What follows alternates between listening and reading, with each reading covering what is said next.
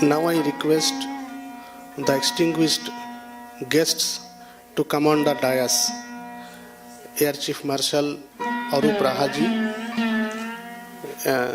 Mananiya Nivedita Bhide ji,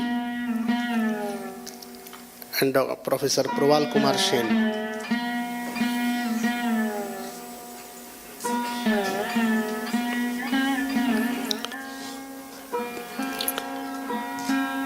আজকের অনুষ্ঠানের শুরুতেই স্বাগত ভাষণ উপস্থাপন করবেন আমাদের বিবেকানন্দ কেন্দ্র প্রদানম এর যে পরামর্শদাতা সমিতি আছে তার চেয়ারম্যান, প্রাক্তন বায়ুসেনা অধিকর্তা, বায়ুসেনা প্রধান ভারতবর্ষের air chief marshal Shri Arup Raha. প্রদানম বিবেকানন্দ কেন্দ্র প্রদানম একটি প্রকল্প যেটি বর্তমানে নির্মাণাধীন রয়েছে, তার কাজ ধীরে ধীরে চলছে।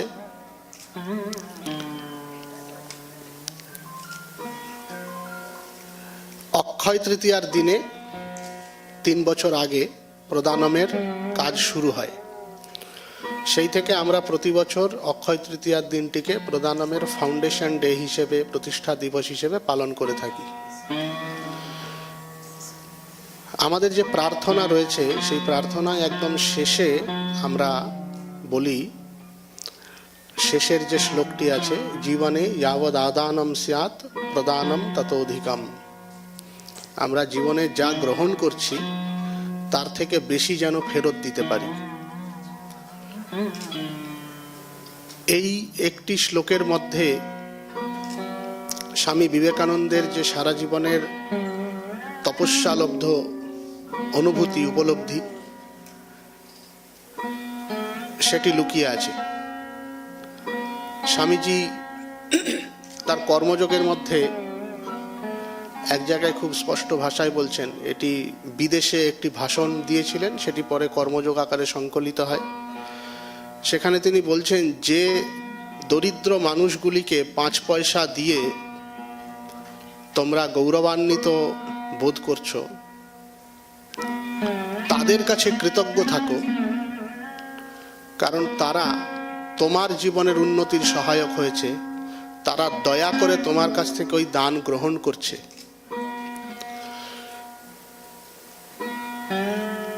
আমাদের সভ্যতার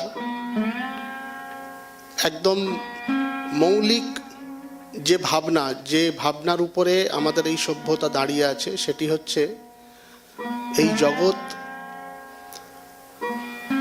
সচ্চিদানন্দ ব্রহ্মের প্রকাশ।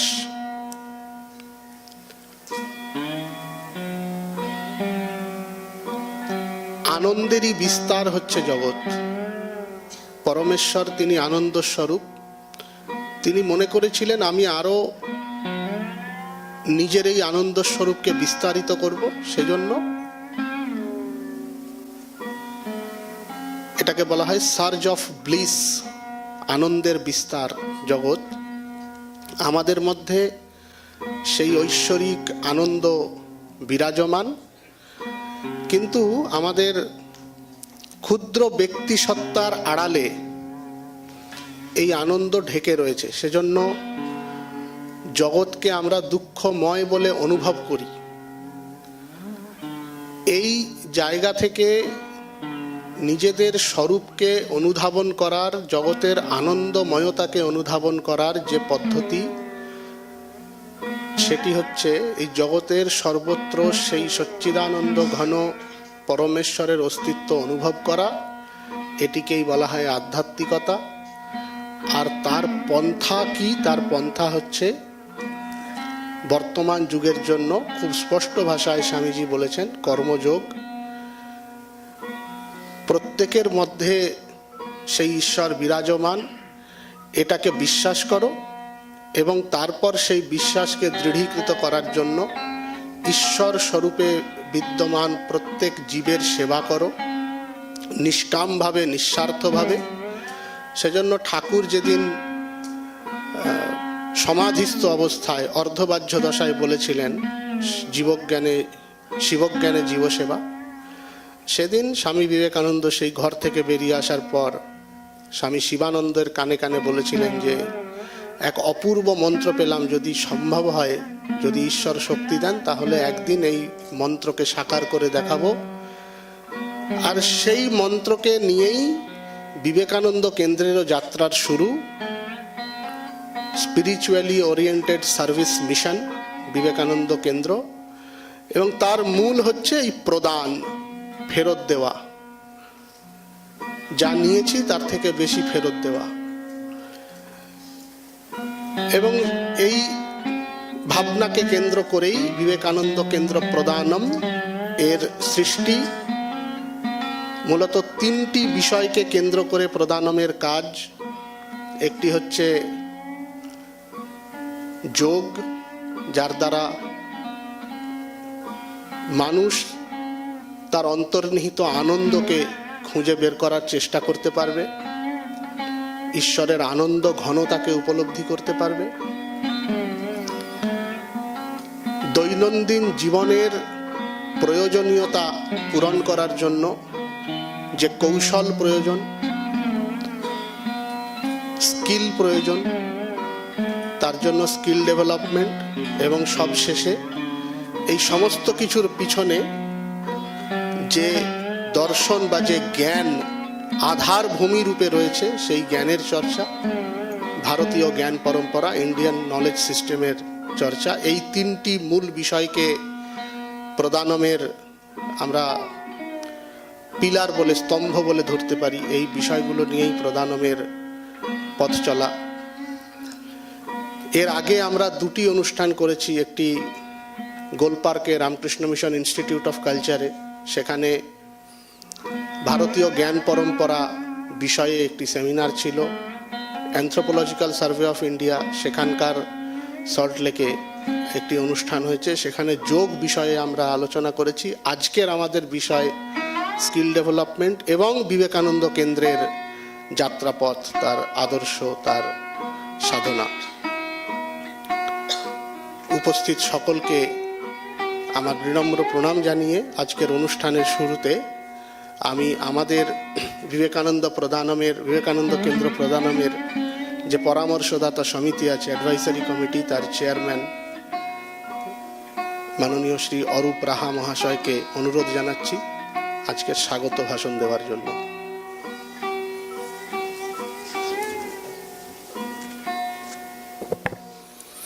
নমস্কার। বিবেকানন্দ রক মেমোরিয়াল এবং বিবেকানন্দ কেন্দ্র VK প্রদানম পশ্চিমবঙ্গ শাখার পক্ষ থেকে আমি এই সভায়, এই অনুষ্ঠানে উপস্থিত সবাইকে, বিশেষ করে যেসব বিশিষ্ট ব্যক্তিরা এখানে আছেন এবং অন্যান্য আদরণীয় অতিথিরা আছেন, আরও আমাদের এই বিবেকানন্দ প্রদানম পশ্চিমবঙ্গ প্রান্তের যত সদস্য আছেন তাদের সবাইকে আমি প্রণাম জানিয়ে, আমার শুভেচ্ছা জানিয়ে এবং অভিনন্দন জানিয়ে শুরু করতে চাই। আজকের দিনটা একটা বিশেষ দিন। আমরা জানি আজকে হচ্ছে অক্ষয় তৃতীয়া, এবং এই দিনেই আমি যা জানি যে বিবেকানন্দ রক মেমোরিয়াল এবং বিবেকানন্দ কেন্দ্র VK প্রদানম স্থাপিত হয় 50 বছর আগে কন্যাকুমারীতে। সেই জন্য এই সভার আয়োজন করা হয়েছে, এটাকে সেলিব্রেট করবার জন্য এই উদ্যোগ নেওয়া হয়েছে। আমাদের মাঝে অনেক বিশিষ্ট ব্যক্তিরা আছেন। সবচেয়ে প্রথমে যার কথা বলবো তিনি হচ্ছেন পদ্মশ্রী নিবেদিতা ভিডে।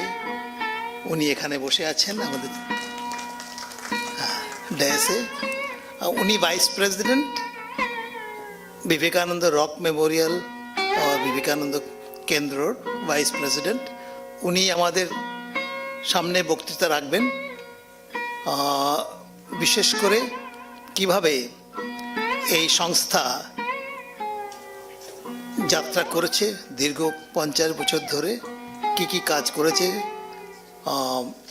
ভারতের মানুষের জন্যে, স্পেশালি আমাদের নতুন প্রজন্মের জন্যে, তাদের যাতে উন্নতি হয়, গরিব লোকদের জন্যে, প্রান্তিক মানুষের জন্যে নানা রকম কাজকর্ম করা হয়েছে, সেই সব বিষয়ে উনি আমাদের অবগত করবেন। তাছাড়াও আমাদের সঙ্গে আছেন প্রফেসর প্রবাল কুমার সেন এবং শ্রী চন্দন রায়। ওনারা আমাদের সামনে একটা প্রস্তুত করছেন প্রেজেন্টেশন স্কিল ডেভেলপমেন্ট, দক্ষতা নিপুণতা সম্বন্ধে এবং উদ্যোগী হওয়ার মানে এন্টারপ্রেনারশিপ ডেভেলপমেন্ট, আমাদের নতুন প্রজন্মের মধ্যে যাতে এই সব দক্ষতা আসে এবং তারা ভালো এন্টারপ্রেনিউর হন, সেই বিষয়ে ওনারা আমাদের কিছু বলবেন। সবশেষে আমি জানাতে চাই যে অনেকেই আমাদের সংস্থা থেকে নানা রকম কাজ করেছেন গত অনেক বছর ধরে, স্পেশালি গত 1 বছর, আর এই সভা অনুষ্ঠানের পেছনে তারা অনেক কাজ করেছেন।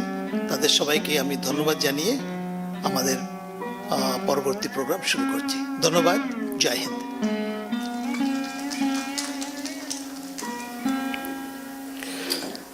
আমরা আমাদের অতিথিদেরকে বরণ করে নেব। আমি শ্রী সুব্রত মণ্ডল, আমাদের বিবেকানন্দ কেন্দ্র প্রধানমের কোর টিমের সদস্য, তাকে অনুরোধ করব আমাদের পরামর্শদাতা সমিতির চেয়ারম্যান এবং আজকের এই সভার সভাপতি মাননীয় শ্রী অরূপ রাহা মহাশয়কে উত্তরীয় দিয়ে সম্বর্ধনা জানানোর জন্য।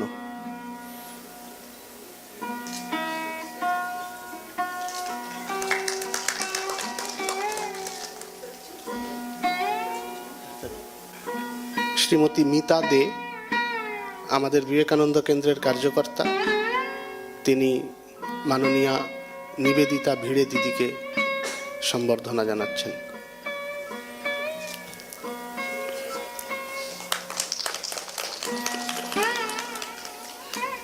সভাপতি মহাশয়কে অনুরোধ জানাই, অরূপ রাহা মহাশয়কে, আমাদের আজকের বিশিষ্ট বক্তা প্রবাল কুমার সেন মহাশয়কে বরণ করার জন্য।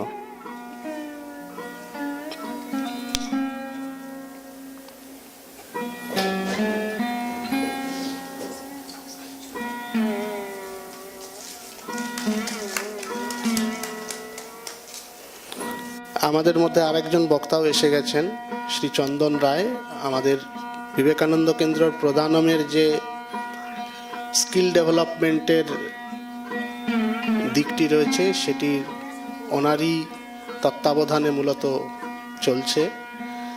আমি সুব্রত দাকে অনুরোধ করব চন্দন দাকে বরণ করে নেওয়ার জন্য।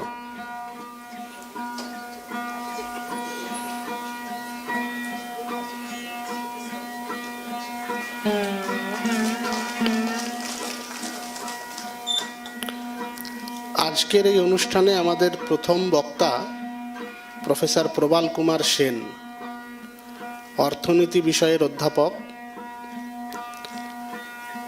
জামশেদপুরের XLRI সেখানে দীর্ঘদিন অধ্যাপনা করেছেন এবং সেখানে এন্টারপ্রেনিউরশিপ ডেভেলপমেন্ট সেল তার প্রতিষ্ঠাতা। দেশে এবং বিদেশে বিভিন্ন সংস্থায় বিভিন্ন সময়ে অধ্যাপনা এবং প্রশাসনের কাজ সামলেছেন। বর্তমানে উনি অবসরপ্রাপ্ত এবং এন্টারপ্রেনিউরশিপ ডেভেলপমেন্ট কিভাবে করা প্রয়োজন এবং তার খুঁটিনাটি সেই বিষয়ে বিভিন্ন জায়গায় প্রশিক্ষণ দেন। আমি প্রফেসর সেনকে অনুরোধ করব বক্তব্য রাখার জন্য।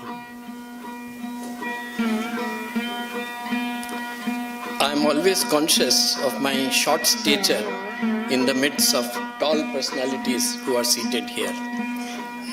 Therefore, I always look forward to some support which can bring me at least up to their, not up to their level, almost up to their level.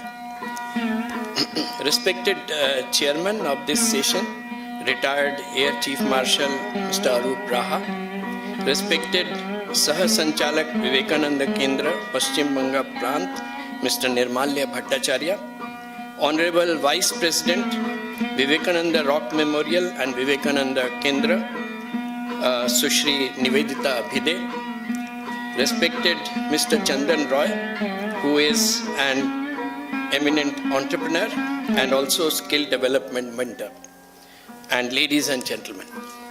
This evening, I have been asked to speak on entrepreneurship, and I understand that skill development as a part of entrepreneurship will be taken up in detail by my colleague Mr. Chandan Roy. Now, first question which arises in our mind is why entrepreneurship? Why should we emphasize entrepreneurship? According to me, there are two major reasons. You all know, ladies and gentlemen, that for any economy to grow, there are four wheels of economic growth. As we say in economics, there are four wheels of economic growth. One is land, which means not only land, but also all natural resources available in a region or a country. Then labor, all kinds of labor, skilled, unskilled, and then capital, and finally entrepreneurship. An economy cannot grow unless you are endowed, the economy is endowed with adequate number of entrepreneurship. And in this connection, I am always tempted to refer to this a statement which is made quite often and contemptuously by Westerners and others, that India is a rich country inhabited by poor people. What do they mean? They mean that India is endowed with rich natural resources, rich human resources, and yet the per capita income of the country is quite low. And so therefore, they say that India is a rich country inhabited by poor people. Now, we can grow, we can also become a developed nation only when the land, labor, capital can be optimally utilized by a set of entrepreneurship. We do not have adequate number of entrepreneurs, and that is why our per capita income is still quite low. If you look at World Bank's definition of countries according to per capita income, we lie in the lower category of middle income countries. And only when we reach the high income country level, we can call ourselves as a developed country, a Viksit Bharat. So here lies the importance of entrepreneurs. Unless we have competent entrepreneurs, we cannot reach the status of a developed nation. Although we have rich endowment of land, labor, capital was short in our country, but today after independence, after so many years of independence, our capital stock has also been augmented. So we need entrepreneurs, and that is why we always say that time has come when we must emphasize on importance of entrepreneurship. The second reason why entrepreneurship is important is that it can provide employment to the teeming millions. Now, latest statistics indicate that in our country, every year, more than 38 million, that means 3 crore and 80 lakh new persons look forward to jobs and employment. But today, the three traditional sources of employment are handicapped for one reason or the other. And I will very briefly say why they are handicapped. First, which are these three agencies and why they are handicapped? One is government. In a country like ours, we have always looked forward to government as Mai Baap. We always want that government should provide with everything that is necessary for us. And government has been a major source of human resource employment. But today, government is handicapped. The reason is that we are all guided by what is known as FRBM regime, fiscal responsibility and budget management regime, and according to which our governments, central, state, all governments are subject to limitations in the level of expenditure that they can incur. So that is why the governments do not have the capacity to generate employment as much as they had, say, 40, 50 years back. That is one reason. That is the major agency or major source of generating employment is subject to some limitations. And that is, I repeat, because of the FRBM regime. Second is business organizations. Business organizations have also provided employment and massive employment. But today, the business organizations are also handicapped because they have changed their business model. Their business model has changed, automation has come in, and some of the organizations, they have brought in what is known as robotics. In fact, some of my students who had turned into entrepreneurs, they are now not only utilizing artificial intelligence, but also robotics. And when you use these kinds of devices, these are essentially labor displacing. So the business organizations are also not in a capacity to generate as much employment today as they were, say, 40, 50, 30 years back. So therefore, again, we have some problems in generation of employment. Third agency, third source of massive employment in our country was voluntary sector. You know, in our country and many of the developing countries, this voluntary sector, they also provided significant level of employment. But today, the voluntary sector, as you are all aware, is handicapped because of the decline in the incidence of philanthropy. Donations are much less today from internal sources as well as from global sources. They are much less than what we had, say, 30, 40 years back. And you all know, ladies and gentlemen, that after President Trump's, announcement that there will be no flow of funds from US aid, so many of the organizations who were getting funds from US aid, they have also stopped getting these funds. So the voluntary sector is also handicapped. So in such circumstances, I have always believed, and I'm sure you will agree with me, that it is entrepreneurship which can provide, employment generation, facilities. So that is very, very important today for generation of employment. So to recapitulate what I have said so far, that entrepreneurship is important because it contributes to economic growth, and our aspiration to become a developed nation, it depends much on the endowment of entrepreneurial resources in our country. Secondly, entrepreneurship contributes to human resource employment. These are the two major reasons why entrepreneurship is important. Now, I will say a few words about what are the attributes required for someone to become a successful entrepreneur. Now here, I always divide the attributes into two parts. One is the inherent qualities which one needs to become a successful entrepreneur, and second is skills which one may not inherit from birth, but which can be acquired in due course. Now, Mr. Chandan Roy works in this field of promoting skill development, etc. This is very important, and our central government also has significant schemes for promotion of skills. So skills are second set of attributes which a person needs to become a successful entrepreneur. Now, what are the inherent traits which one needs to become a successful entrepreneur? I have identified some of these traits. One is, one must have kind of obsession with some business initiatives. If one I always feel that one can identify business opportunities from two major sources. One is resource endowment in the areas with which the person is familiar, and secondly, demand availability. I'll elaborate these 2 points briefly. Now, resource endowment, let me give you one example.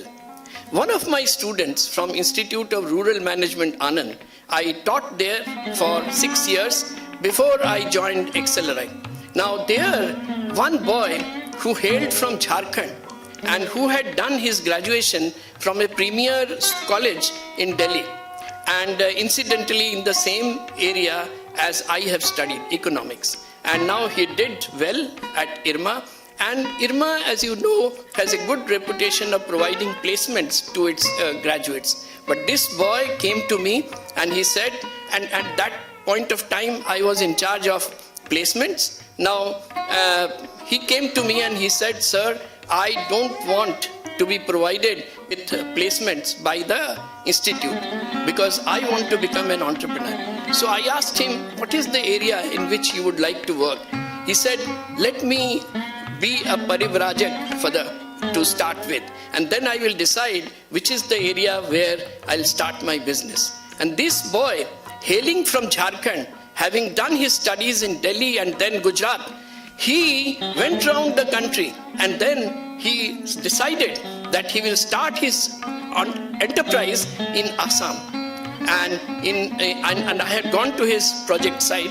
It is in Barpeta district, bordering, Bangladesh. I met one distinguished lady this morning, I think Kathakali Bhattacharya. She hails from Assam, so she would be familiar with this area, this Barpeta district, which borders Bangladesh.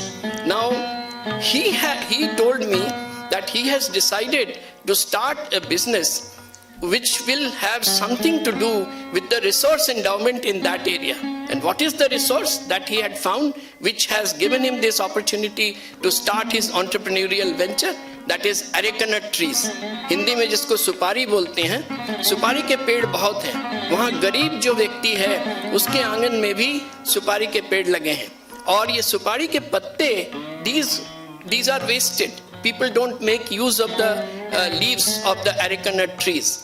Now, he says, I will make use of these leaves, and this will enable me to help the poor and the underprivileged there in various ways. Now, I asked him how. Then he said that I have moved around the villages and I had asked the poor people whether you would agree to sell the arecanut leaves to me, and I will make some payments for that. Now, this was something which they had never expected, because these arecanut leaves, in fact, I have visited that district and some of the villages, and I found that what they do, with these, arecanut leaves, there are three purposes for which they were using this. One, to create a boundary between the cottage of one poor person and cottage of another poor person. Secondly, they would use it for surrounding the toilets which they had. So this will be kind of improvised cover for the people who use the toilets. And thirdly, they would waste. Now he said, I will make use of the leaves. I will regularly buy these leaves and I'll start my enterprise. And they were very happy.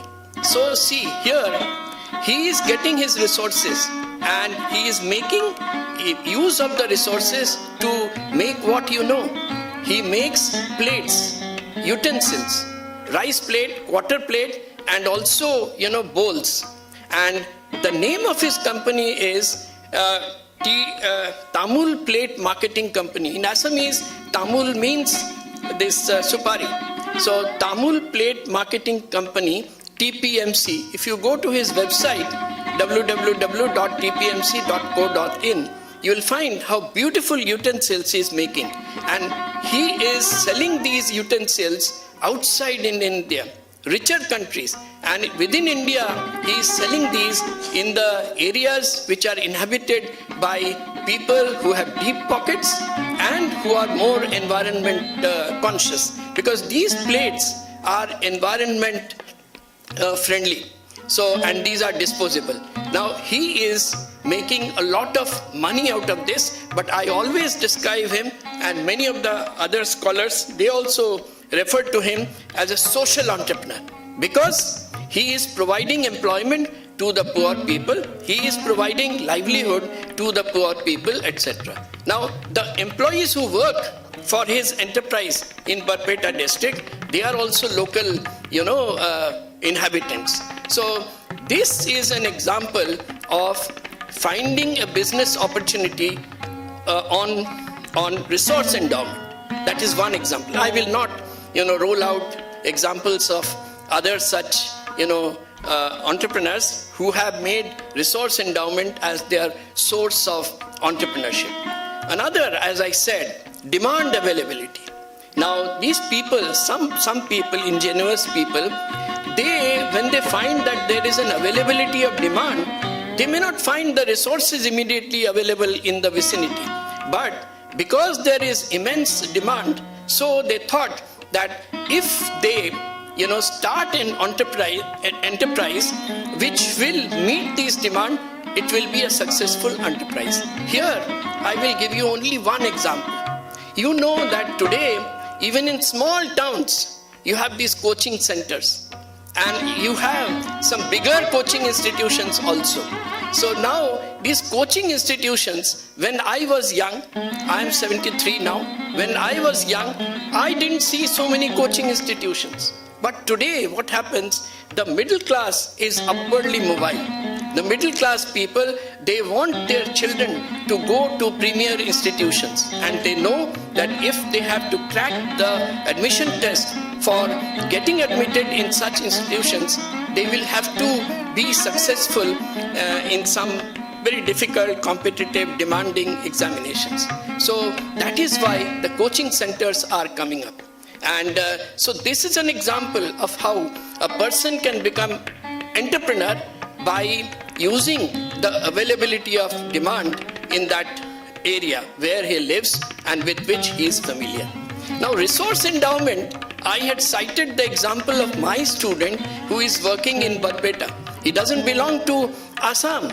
He belongs to Jharkhand. He had studied in Delhi and Gujarat, and he is entrepreneur there. And he is making use of the resource which is readily available there, namely arecanut leaves.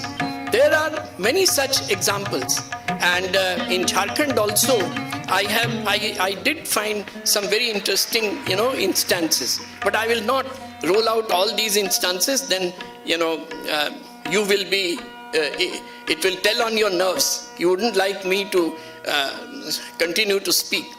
Now, this one, so this is resource endowment and demand availability. In this connection, I will only say that once, I think a couple of years back, I think in 2013 or 14, I had occasion to visit Nagpur. One institution had invited me to deliver some talk there. Now there I said that I'm so happy with the kind of hospitality which you have extended to me, but I'm very unhappy when I found that in this city, which is known as Orange Capital of India, when I landed at Nagpur airport, I saw some banners, welcome to Orange Capital of India. And it reminded me of the state of my adoption, Jharkhand, where when I used to visit Dhanbad, I would see these banners, welcome to coal capital of India. Now this Orange Capital of India, I didn't find a single enterprise there which is based on processing of orange. I don't know what has happened in the meanwhile. And people from as far as Sikkim, they take the oranges from there and set up the processing plant there. So this is an example of how people have not been able to make resource endowment as a source of entrepreneurship. Now so this is one instinct which one must have. One must be able to generate business idea based on resource endowment and demand availability. The second inherent capability, trait which one should have to become a successful entrepreneur is multitasking. If I'm not ready to carry out the different functions at a time, I do not have the potential to become a good entrepreneur. So one must have the ability of multitasking, and then people friendliness. A person can become a good professor, good researcher, even if he is not people friendly. He can sit in the library, in the corner of a library, study a lot, write papers, etc., and deliver lectures in the classroom, and he becomes a good professor. But he is not required to be people friendly. It is not necessary for him. But for a person to become an entrepreneur, it is necessary for him to be people friendly, because an entrepreneur has to interact with people at different levels. First, when he has to garner the raw materials, then he has to interact with some people, bargain with them, get the resources at appropriate price, etc. Then when he uses the raw materials for turning out the final product, he has to interact with some people whom he engages as employees. Third level, after he has turned out the products, he will have to sell it. And for selling also, he will have to negotiate with the potential buyers, etc. So people friendliness is very important. And then another very important ability or instinct which one must have to become a good entrepreneur, and that is ability to bear risks and uncertainties. Ladies and gentlemen, you are familiar today of a term called VUCA: vulnerability, uncertainty, complexity, and ambiguity. Now, these are some of the things which are very common in our life, in businesses, etc. So a person should be able to, address all these, challenges: vulnerability and uncertainty, complexity, and ambiguity. And, in presence of Air Chief Marshal Arup Raha, I'm hesitant to refer to this, but still I'm tempted to refer to this. I always tell the entrepreneurs that you must view not only life, but also your entrepreneurial venture as a war. And a war consists of not one battle, but multiple battles. And a good soldier knows that he can win a battle here and lose a battle there. But a good soldier never gives up the hope and determination to win the war. An entrepreneur, a good entrepreneur, should have this ability to, get over the risks and face the ambiguities, face failures, etc. Now, this is another inherent trait which a good entrepreneur should have. And then there are two other things which I will mention, which according to me are necessary traits which a successful entrepreneur should have. These may appear to be platitudinous, commonsensical, but I still feel that these are important. One is perseverance. मेहनत बहुत करना पड़ता है. अगर आप मेहनत नहीं करना चाहते हैं तो आप सक्सेसफुल एंटरप्रेन्योर नहीं बन सकते हैं. So that is one. And another is honesty and integrity. Now some people have the notion that business, entrepreneurship and honesty, they do not go hand in hand. But on the basis of my experience, my studies, I'm sure that if one is not honest, if one deviates from the path of ethical practices, then his enterprise is bound to fail. And there are many examples of this. And in say 2001, you know that some of the apparently infallible companies, they had collapsed. What are these? WorldCom, Arthur Andersen, Enron, Adelphia Communications. These were, students of economics and commerce, that these always appeared to be infallible. ये कभी fail कर ही नहीं सकते हैं. But they collapsed because they deviated from the path of ethical practices. That was in 2001.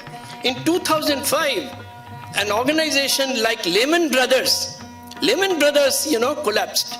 And in nearer home and nearer our times, Satyam Computers, you may have heard of this. Satyam Computers was started by one of our own Indian, engineers, very brilliant engineer, Ramalinga Raju, and his technology on which the Satyam Computer Services was based was very robust, and so much so that when it passed through difficulties and the government asked him to close down, then there were many takers who wanted to buy this organization because the technological base was very robust. And so now you know that this Tech Mahindra the Satyam Computers has merged with Tech Mahindra. Now, so the point which I'm trying to drive home here is that without honesty, apparently bigger companies, apparently successful companies are also bound to fail. So honesty and integrity are very important. And in this connection, I'm tempted to refer to one statement which was made by President Jefferson, the third president of United States. And he was known as a very pragmatic person. He had said that honesty is chapter 1 of the book of wisdom. That is, if you want to be wise, if you want to be pragmatic, then you will have to be honest. So honesty is one inherent trait that a potentially successful entrepreneur should have. Now I come to skill, which Mr. Chandan Roy will talk in detail. Now, apart from these inherent traits, one should acquire some skills, without which it is difficult for a person to be successful in the entrepreneurial field. Now, what are these skills?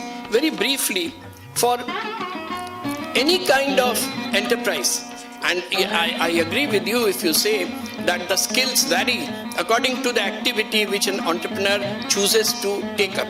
But there are some general kind of things, general skills which are necessary to be imbibed by all entrepreneurs, irrespective of the activities they choose. One is marketing skill, because you are good potentially, you have built or produced your product or service well, but if you can't market it, then your enterprise is not successful. So marketing skill you have to imbibe, you have to learn from others. People like Mr. Chandan Roy will tell you how to imbibe, how to acquire marketing skill. That is necessary.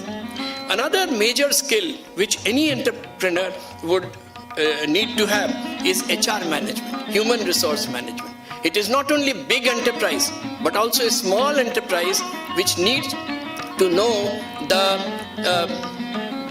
basics of HR management. And in HR management, all of us know that there are three things which we have to grapple with. One, how to get, good employees, appropriate, employees, talent acquisition. That is one. Second, how to retain the employees. What kind of conduct, behavior the organization should, do, which will enable the employees to be there with the organization. There will not be attrition.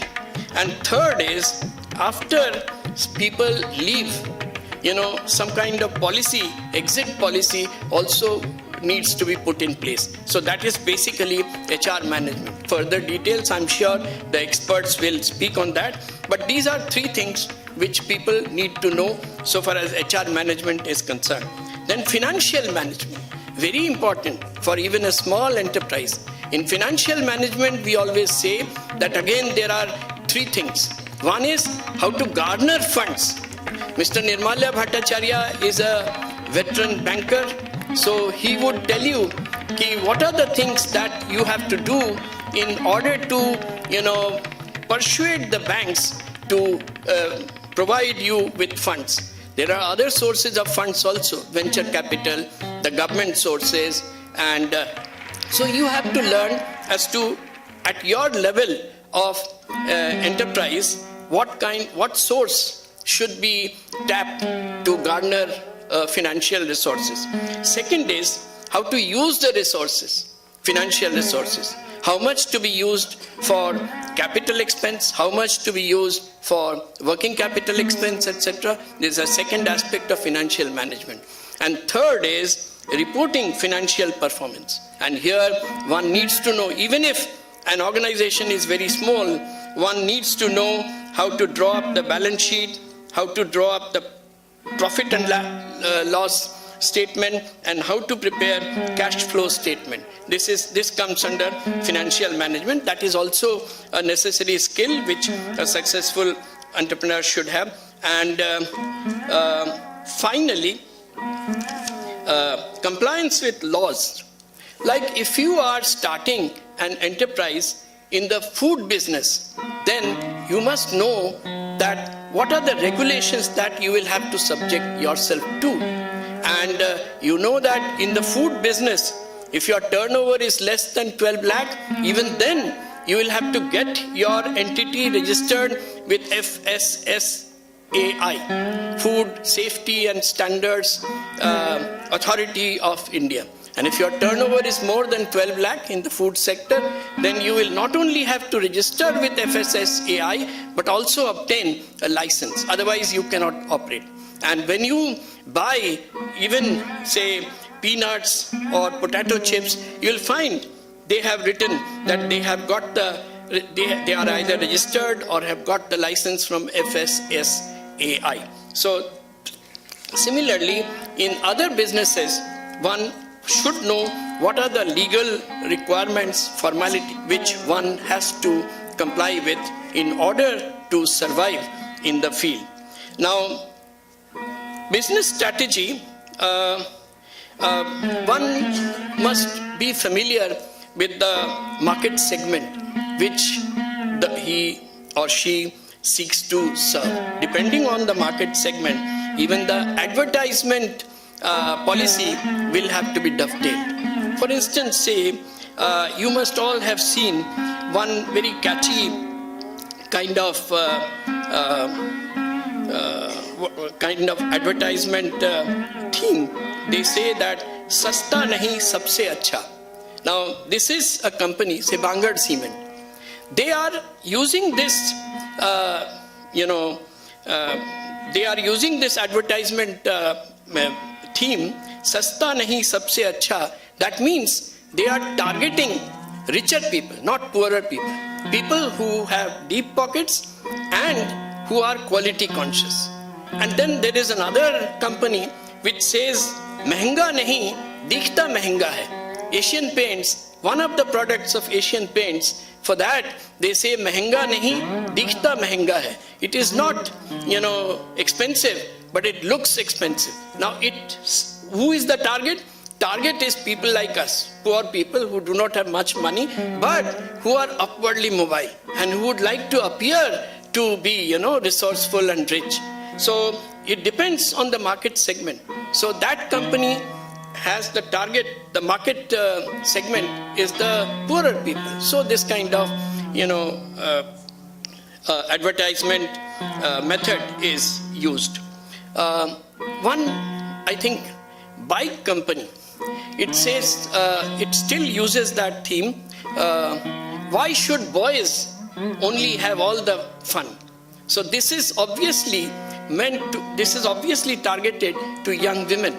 So similarly, business segment is very important for an entrepreneur, and everything will depend on the market segment which an entrepreneur chooses. And then business model, how to acquire the resources, how to market it, everything is encompassed by business model, and how to protect business. Every entrepreneur has to think over the situation where there can be some disaster, some kind of uncertainty, and how such uncertainties can be, met. And finally, one has to know as an entrepreneur what is his final objective, whether only to garner money or to serve the society, etc. One of my students who happened to be, she has retired recently, chief scientist in this NML, National Metallurgical Laboratory, which is a part of CSIR. Now, she is very socially oriented. Now, after retirement, she is fully engrossed in this organization, one social organization. So there, She doesn't bother about how much she spends from her own resources, etc. Her objective is to empower the rural, women, and also cleans the society of the menace of plastics, etc. So now objective is this. So it depends. What is your objective? But you will have to identify the objective. And nowadays, any smart entrepreneur has to take care of the business goals which are considered to be the modern methods. We call it 3 Ps or triple bottom line. Gone are the days when an enterprise will think of only making profit. Today, these 3 Ps are important. One is profit, another is people, third is planet.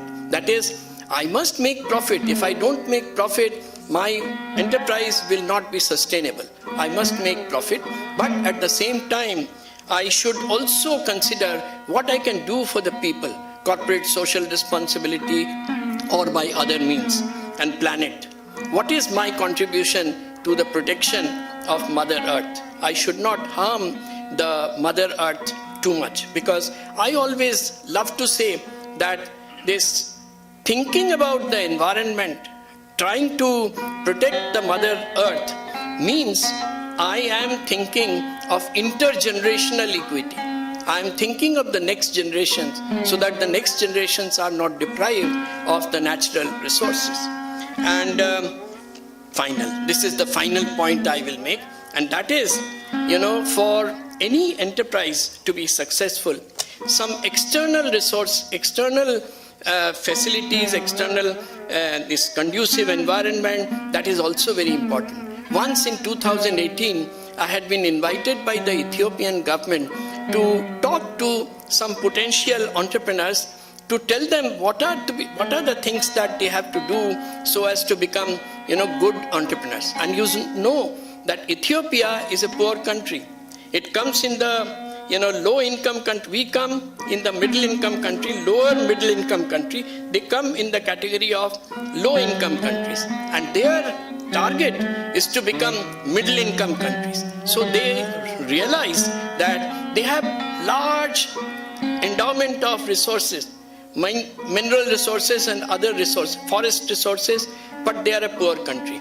So people like us are sometimes invited to talk to the potential entrepreneurs and tell them how they can become successful entrepreneurs. So there, I had told the sponsors of that, conference, I'd said that you must ensure that people who represent the society, who influence the society, like professors, senior officers of the government, etc., should also be invited there. Because, for entrepreneurship to be successful, some, positive attitude, positive kind of stance from the public policy makers is important. Not only public policy makers, but also general people. Now, if you do not have this kind of support from the society at large, it is difficult for, thinking of promoting entrepreneurship. One example, and I will call it a day. One of my students, he's a Jharkhand boy, and he was potentially a very good entrepreneur.